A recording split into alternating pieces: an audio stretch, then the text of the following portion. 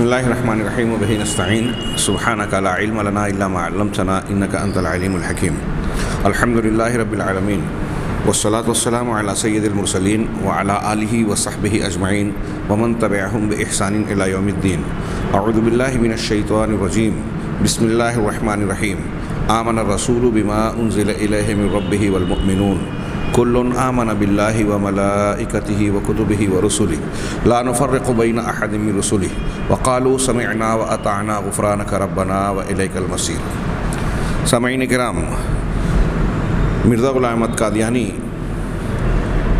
جو قادیان کا جھوٹا مدعی نبوت تھا، چونکہ اس کو ماننے والی اس کی ایک امت پائی جاتی ہے، اس بنیاد پر اس کی جھوٹی رسالت کی قلعی کھولنے کے لیے اس کے متعلق کچھ تفصیلی گفتگو جاری ہے، اور گزشتہ کئی دروس سے اس کے دعووں کا سلسلہ پیش کیا جا رہا ہے، جس کو سامنے اگر رکھا جائے تو نبوت، ولایت اور کوئی اعلیٰ مقام تو دور کی بات ہے، اسے صحیح الدماغ ماننا بھی عقل و دانش کے خلاف نظر آتا ہے۔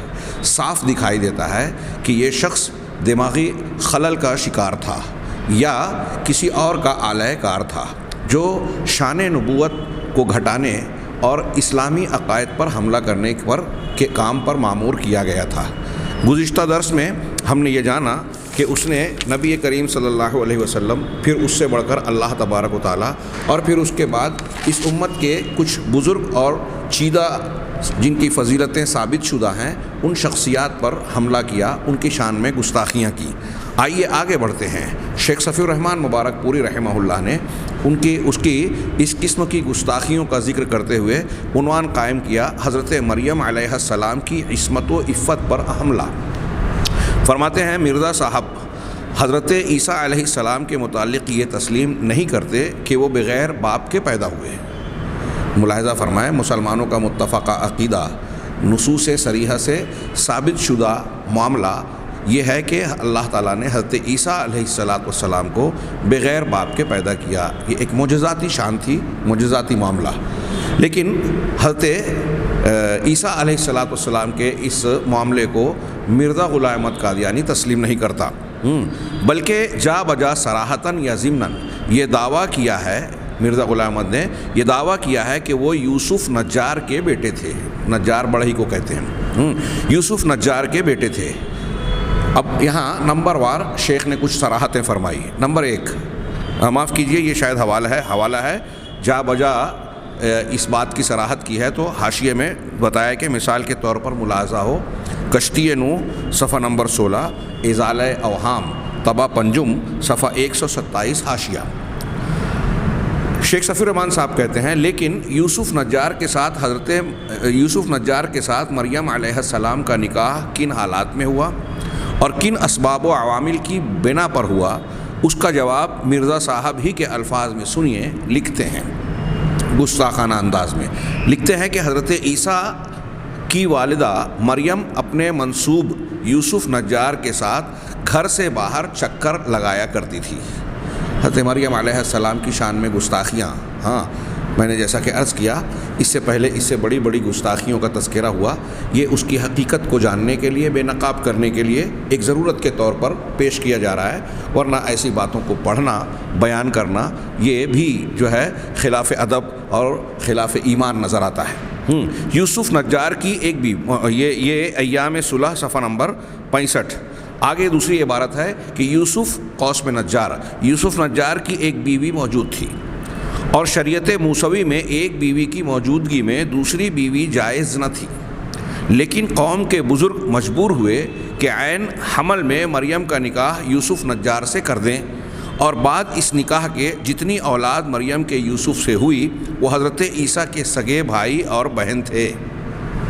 یہ حوالہ خلاصہ مضمون کشتی نو صفحہ نمبر 16۔ آگے ایک اور عبارت، جب 6-7 مہینے کا حمل نمایاں ہو گیا، غور فرمائیے کیا کہہ رہا ہے یہ بدبخت۔ ہاں، جب 6-7 مہینے کا حمل نمایاں ہو گیا تب حمل کی حالت میں ہی قوم کے بزرگوں نے مریم کا یوسف نام ایک نجار سے نکاح کر دیا، اور اس کے گھر جاتے ہی 1-2 ماہ کے بعد مریم کو بیٹا ہوا۔ یعنی پہلے سے حمل موجود تھا، شادی ہو رہی ہے، اور شادی کے 1-2 ماہ کے بعد ہی اولاد کی ولادت ہو رہی ہے۔ وہ عیسیٰ یا یسوع کے نام سے موسوم ہوا۔ یہ چشمہ مسیحی صفحہ نمبر 40 حاشیہ۔ شیخ صفی الرحمن صاحب نے حاشیے میں کہا کہ الفاظ کے تھوڑے سے تغیر کے ساتھ یہی بات الحکم قادیان 24 جولائی 1902 صفحہ نمبر 16 میں بھی تحریر کی گئی، یعنی شائع کی گئی۔ ہاں، اب آگے شیخ صفی الرحمن صاحب نے اس اقتباس کے بعد تبصرہ کیا کہ ہر شخص سمجھ سکتا ہے کہ جب مرزا صاحب کے بقول عیسیٰ علیہ السلام کا باپ یوسف نجار تھا اور اس کے ساتھ حضرت مریم علیہ السلام کا نکاح اس وقت ہوا تھا جب حمل پر 6-7 ماہ کی مدت گزر چکی تھی۔ شادی اس وقت ہوئی تھی جبکہ 6-7 مہینے کی مدت گزر چکی ہے حمل پر۔ ہاں، تو پھر مرزا صاحب استقرار حمل کو کس کردار اور کس فعل کا نتیجہ قرار دینا چاہتے ہیں؟ یعنی حضرت مریم علیہ السلام کا یہ استقرار شادی سے پہلے کا تھا، ناجائز تھا، نعوذ باللہ، یہ کہنا چاہ رہے ہیں۔ آگے اس کا اوپر تھوڑا سا تبصرہ آئے گا۔ حضرت عیسیٰ علیہ السلام کے خلاف مرزا صاحب کی دریدہ دہنیاں، گستاخیاں، الٹی سیدھی باتیں۔ حضرت عیسیٰ علیہ السلام کے تعلق سے ایک طرف تو ان کا دعویٰ یہ ہے کہ وہ ہو بہو اس کے مثل ہیں، دوسری طرف ان کے تعلق سے مرزا نے اپنی دریدہ دہنیوں کا دروازہ بالکل چوپٹ کھول دیا۔ آگے ملاحظہ فرمائیں، مرزا صاحب چونکہ بقول خود حضرت عیسیٰ علیہ السلام کے ساتھ بشدت مناسبت و مشابہت رکھتے تھے، اور دونوں میں اس حد تک اتحاد تھا کہ گویا ایک ہی جوہر کے 2 ٹکڑے یا ایک ہی درخت کے 2 پھل، یہ اس کی اپنی عبارت میں گزر چکا ہے، ایک ہی درخت کے 2 پھل تھے۔ اس لیے مرزا صاحب کو حق پہنچتا تھا کہ حضرت عیسیٰ علیہ السلام کے اوصاف و خصوصیات کو زیادہ سے زیادہ واضح کریں تاکہ مرزا صاحب کے اوصاف و کمالات کو بھی انہی پر قیاس کیا جا سکے۔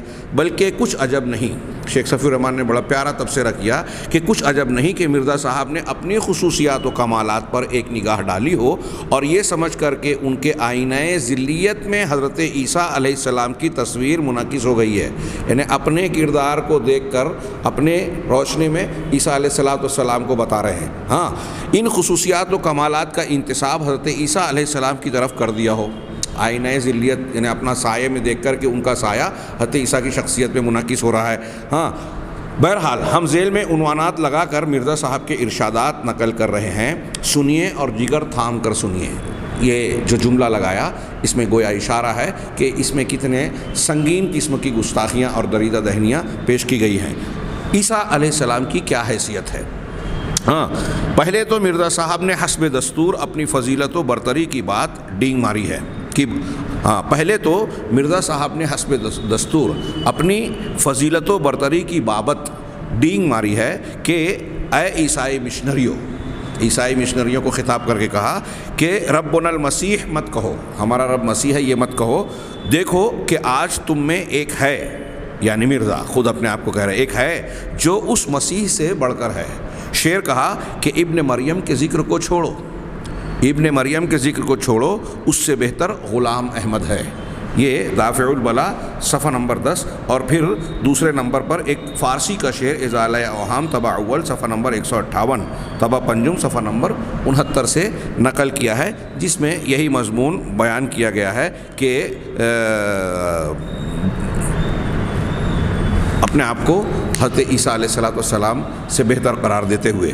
اور ایک اور کہا کہ خدا نے اس امت میں سے مسیح موعود یعنی مرزا کو بھیجا جو اس سے پہلے حضرت مسیح یعنی حضرت عیسیٰ سے اپنی تمام شان میں بڑھ کر ہے۔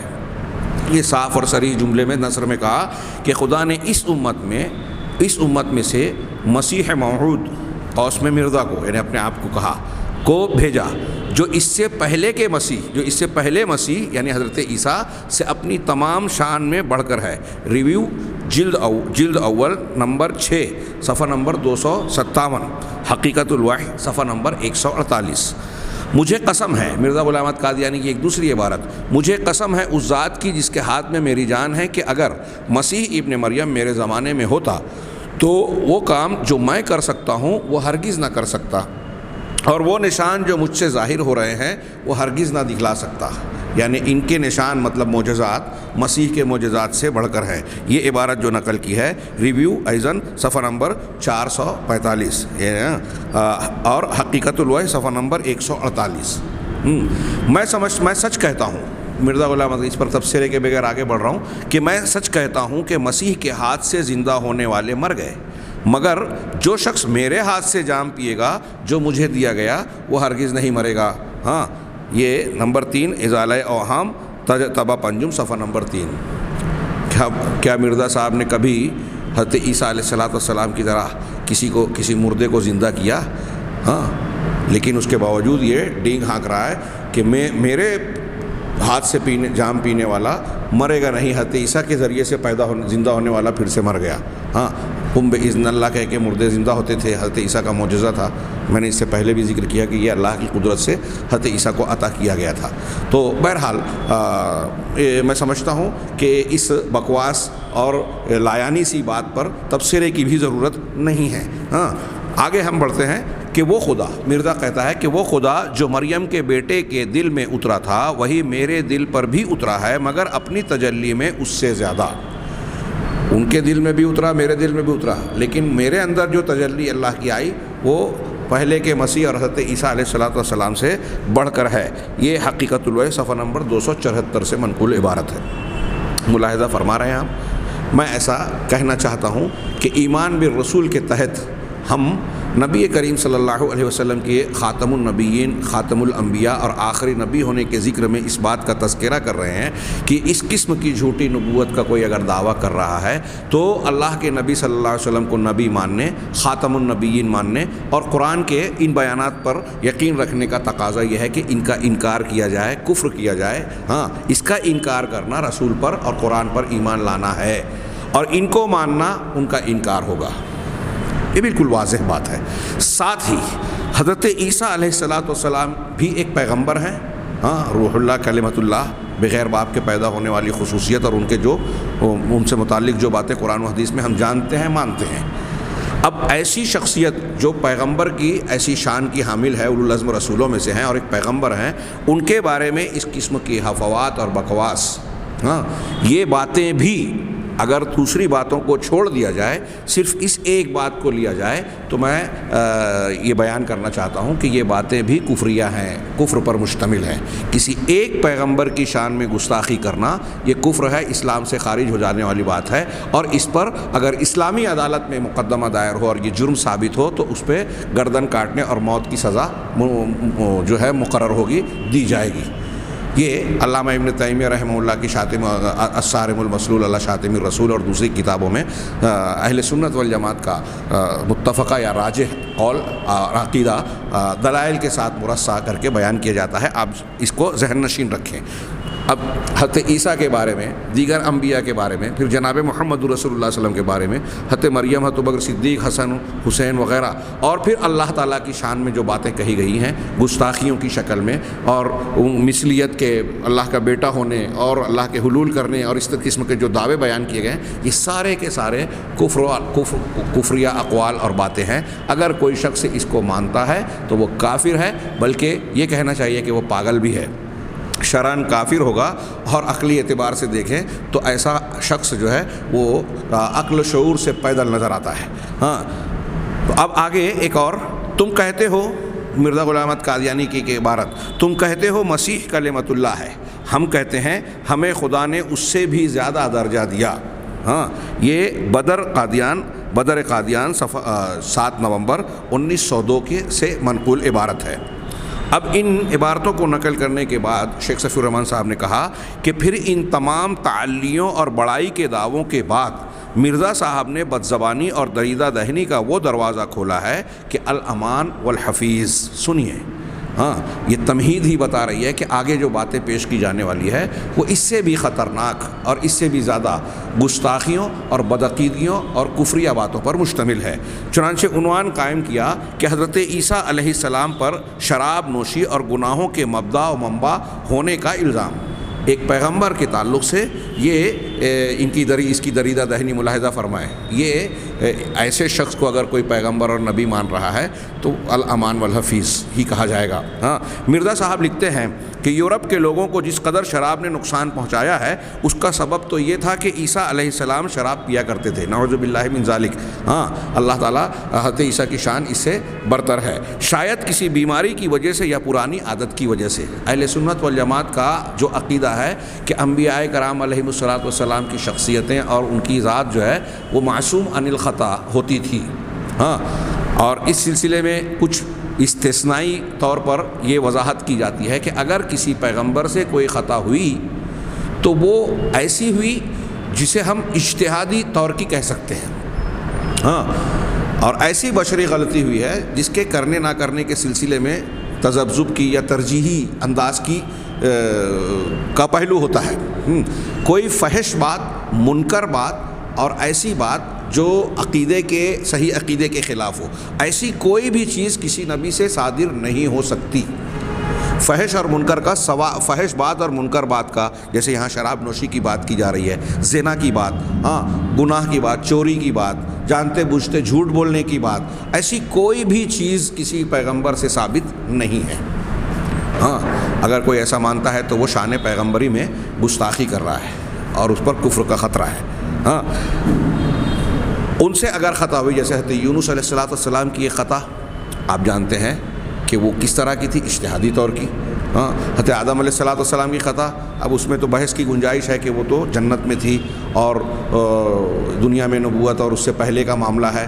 اگر ہم مان بھی لیں تو وہ جو خطا تھی وہ کس انداز کی تھی آپ اور ہم جانتے ہیں، کوئی فحش اور منکر انداز کی نہیں تھی۔ اللہ کے نبی جناب محمد رسول اللہ صلی اللہ علیہ وسلم کے بعض معاملات پر اللہ تعالیٰ نے جو ٹوکا، ہاں، کہ ایک نابینا شخص آیا اور آپ نے توجہ نہ دیتے ہوئے سرداران قریش کی طرف جو ہے رخ کیے رہا، آپ اللہ تعالیٰ کو آپ کی یہ بات ناگوار لگی۔ ہاں، تو آپ غور کیجئے کہ صورتحال میں کیا یہ ایسی غلطی ہے جس کو ہم فحش یا گناہ کی بات کہیں؟ ہاں، نہیں۔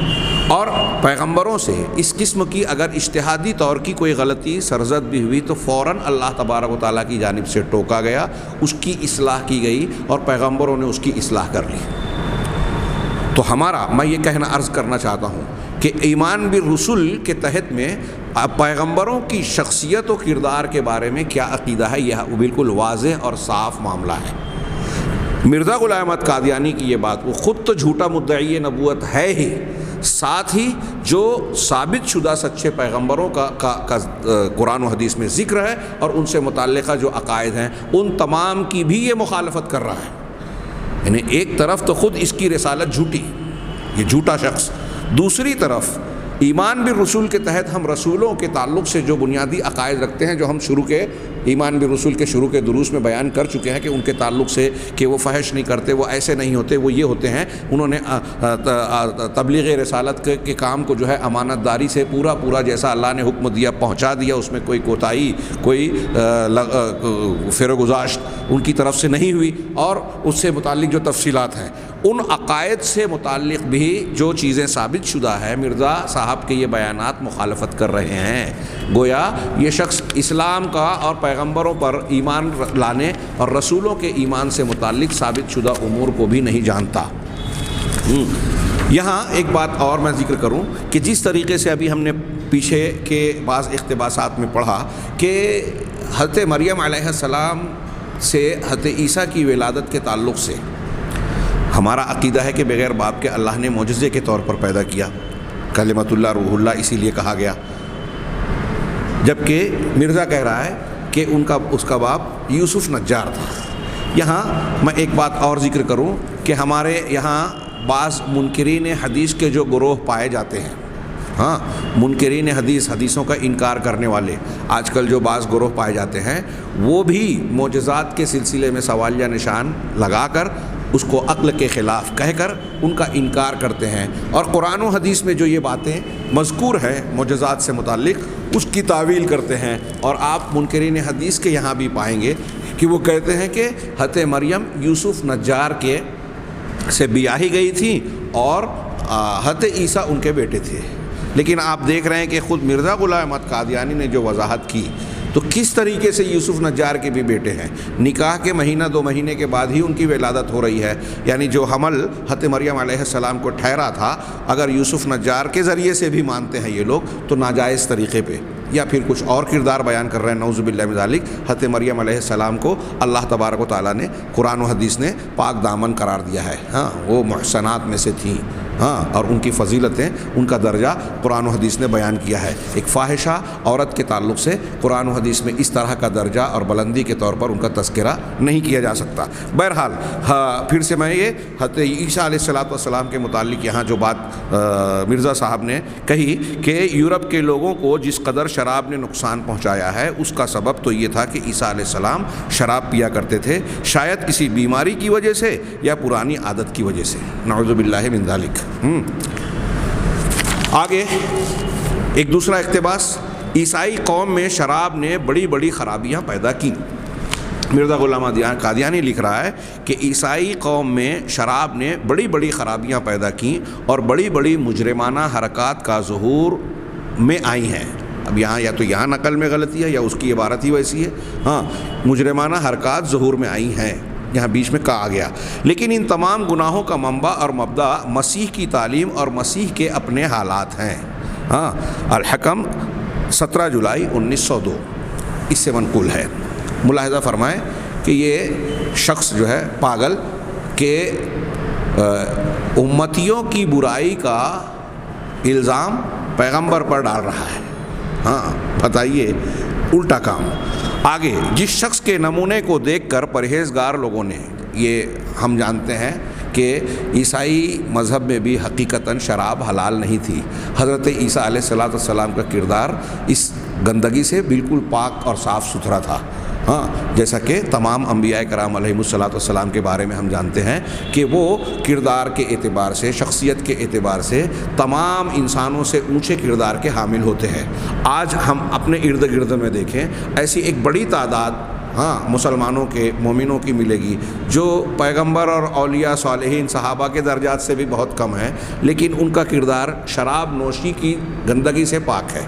تو ایک ادنا درجے کے مومنین ہم جیسے لوگ جو ہے شراب نہیں پیتے، اور ایسی شخصیت جس کو اللہ تبارک و تعالیٰ نے اپنے پیغمبری کے لیے چنا، برگزیدہ بنایا، اعلیٰ ترین انسانی مقام، دنیا میں انسانوں کے مقام میں سب سے اعلیٰ مقام مقام نبوت ہے، ایسے مقام سے جس کو سرفراز کر رہا ہے، اس کا کردار ایسی گندگی سے مخدوش یا داغدار یا مجروح ہو سکتا ہے؟ سوال ہی پیدا نہیں ہوتا۔ اللہ تبارک و تعالیٰ نے ان پیغمبروں کو انسانوں کے لیے یا جن امتوں کی طرف بھیجا ان کے لیے نمونہ بنا کر پیش کیا، جو لوگوں کے لیے اعلیٰ ترین مثالی اور نمونے کی شخصیت کا حامل ہو، کیا اس کے کردار میں، اس کے عمل میں ایسی گندگیاں، برائیاں ہو سکتی ہیں؟ عقلی طور سے بھی ایک پیغمبر کے تعلق سے یہ نہیں سوچا جا سکتا کہ ان کے یہاں ایسی برائیاں پائی جاتی رہی ہوں، ہاں، لیکن مرزا غلام احمد قادیانی یہ الزام تراشیاں بیان کر رہا ہے، اور ظاہر سی بات ہے کہ اپنے دور میں اپنی حکومت کا اعلی کار تھا، اس لیے گویا اس کو تحفظ نصیب تھا۔ جس شخص کے نمونے کو دیکھ کر پرہیزگار لوگوں نے ترقی کرنا تھا، جبکہ وہی شخص حضرت عیسیٰ علیہ السلام کے بارے میں کہہ رہا ہے کہ ان کو دیکھ کر لوگوں کو نمونہ بنا کر اس کی اقتدا کرنی تھی، لیکن وہی شخص یعنی مسیح شراب کا مرتکب ہوا۔ پھر ان بیجا حرکات میں اوروں کا کیا گناہ ہے؟ ہاں، جب خود مسیح یہ کر رہے ہیں تو اوروں کا کیا گناہ؟ یہ حضرت پیغمبر پر اعتراض اور اللہ پر بھی اعتراض کہ ایسے شخص کو پیغمبر اور لوگوں کے لیے نمونہ بنایا۔ ہاں، جس حالت میں مسیحی لوگ یقیناً جانتے ہیں کہ ہمارا رہبر اور ہادی شراب پینے کا شائق تھا، بلکہ منشاء ربانی سے اس نے شراب خوری کو دین کا جزو ٹھہرا دیا۔ اب بتائیے کہ یہ الزام اللہ پر بھی ڈال دیا کہ اللہ کے منشا سے، منشاء ربانی سے اس نے شراب خوری کو دین کا جز ٹھہرا دیا، تو اس صورت میں کسی دوسرے کی تقریر سے ان پر کیا اثر پڑ سکتا ہے؟ اب منشاء ربانی سے جب کر رہے ہیں تو پھر تقریر کرنے کی کیا ضرورت ہے؟ ہاں، جبکہ عیسائیت یا نصرانیت یا حضرت عیسیٰ علیہ السلام کی جو تعلیمات ہیں حقیقی طور پر ہم یہ جانتے اور مانتے ہیں کہ اس میں بھی شراب نوشی کی اجازت نہیں تھی۔ اگر آگے یہ جو ہے یہ حوالہ الحکم 24 جولائی 1902۔ آگے ایک اور اقتباس کہ اگر میں ذیابیطس کے لیے افیون کھانے کی عادت کر لوں تو میں ڈرتا ہوں کہ لوگ ٹھٹھا کر کے یہ نہ کہیں کہ پہلا مسیح تو شرابی تھا اور دوسرا افیونی۔ ہاں، حضرت مسیح علیہ الصلوۃ والسلام کو شرابی کہہ رہا ہے، ایسا کسی پیغمبر کے بارے میں کہنا خود ایمان بالرسول کی بنیادی تعلیم اور عقیدے کے خلاف ہے، اور دوسرا اپنے آپ کو بھی مسیح کہہ رہا ہے۔ تو میں نے اس لیے گویا افیون کا استعمال نہیں کیا ذیابیطیس کے لیے کہ لوگ مجھے افیونی کہیں گے۔ تو یہ نمبر 3 نسیم دعوت صفحہ نمبر 67۔ آگے ایک اور آخری اقتباس اس عنوان کے تحت کہ یسوع اس لیے اپنے تئیں نیک نہ کہہ سکا، یسوع یعنی حضرت عیسیٰ علیہ السلام اس لیے اپنے تئیں نیک نہ کہہ سکا کہ لوگ جانتے تھے کہ یہ شخص شرابی کبابی ہے، انا للہ و انا الیہ راجعون۔ اور یہ خراب چال چلن نہ خدائی کے بعد بلکہ ابتدا ہی سے ایسا معلوم ہوتا ہے، اور یہ خراب چال چلن نہ خدائی کے بعد بلکہ ابتدا ہی سے ایسا معلوم ہوتا ہے، چنانچہ خدائی کا دعویٰ شراب خوری کا بد نتیجہ ہے۔ ہاں، یہ اقتباس ست بچن صفحہ نمبر 172۔ اب یہاں اس اقتباس میں اس عبارت میں ایسا لگتا ہے کہ حضرت عیسیٰ علیہ السلام نے خدائی کا دعویٰ کیا، جبکہ یہ بھی انتہائی شدید اور سنگین قسم کا جھوٹ اور الزام ہے۔ قرآن مجید میں ہے کہ اللہ تبارک و تعالیٰ بروز قیامت حضرت عیسیٰ سے سوال کیے گا کہ کیا تم نے اور تمہاری ماں نے تم نے لوگوں کو حکم دیا تھا کہ مجھے اور میری والدہ کو جو ہے پوجا جائے، عبادت کی جائے؟ حضرت عیسیٰ علیہ السلام اس سے براءت کا اظہار کریں گے اور کہیں گے کہ میں نے لوگوں کو وہی حکم دیا، ان کو وہی تعلیم پہنچائی جو تو نے مجھ کو پہنچائی تھی، اور وہ یہ کہ میرا پروردگار اور تمہارا پروردگار صرف اللہ ہے۔ حضرت عیسیٰ علیہ السلام اور تمام پیغمبر توحید کی دعوت پیش کرتے تھے۔ یہاں خدائی کے دعوے کا ذکر کیا جا رہا ہے اور یہ بیان کیا جا رہا ہے کہ شراب کے نشے میں ایسا کیا ہو۔ ہم یہ کہتے ہیں کہ مرزا غلام احمد قادیانی نے پاگل پن کے دورے میں یہ سب باتیں لکھی اور تحریر کی ہے۔ یہاں یہ اب ایک اگلا عنوان شیخ صفی الرحمن صاحب نے قائم کیا، آوارگی اور زنا کی تہمت۔ آوارگی اور زنا کی تہمت، اسی پر بس نہیں کیا بلکہ حضرت عیسیٰ علیہ السلام کی شخصیت پر اور سنگین قسم کے الزامات لگائے۔ اور میں پھر سے یہ عرض کروں کہ اس قسم کا عقیدہ کسی بھی پیغمبر کے بارے میں رکھنا بذات خود کفر ہے۔ ہاں، مرزا صاحب حضرت عیسیٰ علیہ السلام کو شرابی قرار دے کر لکھتے ہیں کہ میرے نزدیک اس شخص سے بڑھ کر کوئی خطرناک حالت میں نہیں ہے جو ایک طرف تو شراب پیتا ہے جو شہوتوں کو ابھارتی ہے اور جوش دیتی ہے، اور دوسری طرف اس کی کوئی بیوی نہیں ہے جس سے وہ ان متحرک شدہ شہوتوں کو محل پر استعمال کر سکے۔ ہاں، یہ الحکم قادیان 24 جولائی 1902۔ ملاحظہ فرمائیں کیا کہہ رہا ہے، اس میں کیا بکواس کر رہا ہے کہ ایک طرف تو یہ شخص شراب پی رہا ہے، اب شراب پینے کے بعد شہوت کو گویا جو ہے جوش ملتا ہے، کہہ رہے ہیں شہوتوں کو یہ ابھارتی ہے، جوش دیتی ہے۔ اب شراب پینے کے بعد جوش آ رہا ہے لیکن بیوی بھی نہیں ہے، تو اب اس جوش کو متحرک شدہ شہوتوں کو اصل جگہ پر محل میں اس کو کہاں سے استعمال کرے گا؟ گویا اشارہ کرنا چاہ رہا ہے کہ نعوذ باللہ حضرت عیسیٰ علیہ السلام نے جب شراب کا استعمال کیا اور بیوی بھی نہیں ہے تو اب آوارگی کی طرف جا رہے ہیں، نعوذ باللہ من ذالک۔